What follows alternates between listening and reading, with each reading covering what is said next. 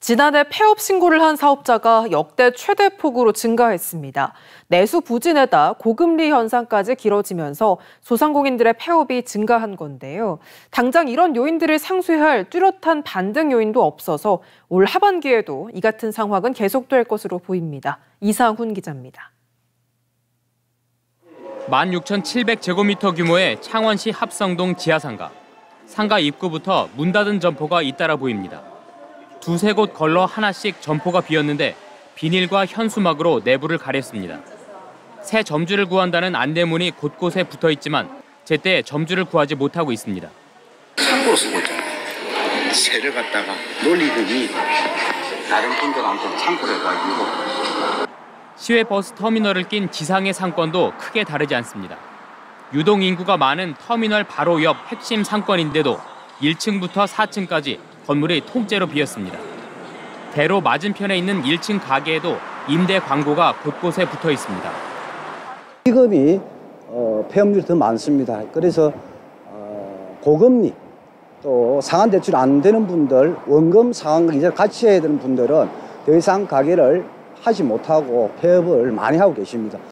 국세청 국세통계에 따르면 지난해 폐업 신고를 한 사업자는 98만 6천여 명으로 100만 명에 육박했습니다. 2022년보다 11만 9천여 명이 증가한 것으로 관련 통계 집계 이후 가장 많았고 폐업 이유는 사업 부진이 가장 많았습니다. 업종별로는 소매업 폐업이 가장 많았고 서비스업과 음식업 등 내수와 직접 연관된 업종의 폐업도 많았습니다. 전문가들은 고금리 장기화에다 내수 부진까지 겹친 소상공인들의 어려움이 반영된 결과라고 분석합니다. 음식, 숙박업, 도소매업 등을 중심으로 내수 부진은 계속되고 있어 이 같은 추세는 당분간 계속될 공산이 큽니다. 장사도 잘 안 되고 갚아야 될 돈은 많고 거기다가 또 고금리 기조가 유지가 되면서 2중, 3중으로 힘드신 구조인 것 같습니다.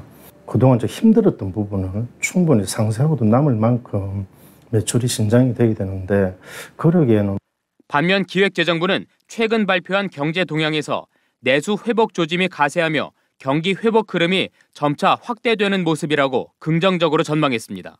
MBC 뉴스 이상훈입니다. 코로나19 이후에도 좀처럼 경기가 살아나지 않으면서 자영업과 소상공인들이 벼랑으로 내몰리고 있습니다. 지난해 1년 동안 문을 닫은 자영업자가 3만 명을 넘어섰는데 코로나19가 한창이던 시기보다 더 많은 폐업자가 발생한 겁니다. 이종유 기자입니다.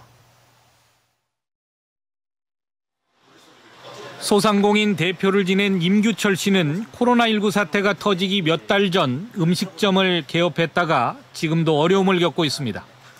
정책 자금을 빌려 가게를 겨우 유지했는데 코로나가 끝난 뒤에도 매출이 크게 오르지 않고 있습니다. 그 사이 대출금은 눈덩이처럼 불어났고 음식점을 계속해야 할지 심각한 고민에 빠졌습니다. 자금을 받아서 버티고 있는 상황에 이자와 원금을 갚아야 되는 이 현실에 너무나 피폐하고 어려운 게 자영업자들의 현실입니다.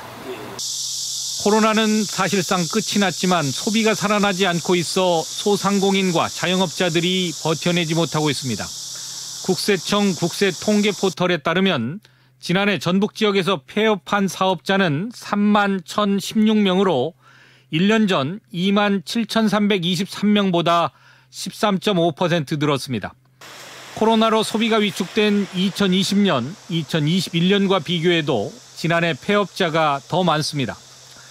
지난해 전북에서는 법인과 일반 사업자를 합해 3만 8천여 명이 창업했는데 한편에서는 3만 1천여 명이 문을 닫은 겁니다. 소상공인들은 정부가 발표한 정책자금 상환 유예 같은 대책으로는 경영위기를 버티기 어렵다고 지적합니다.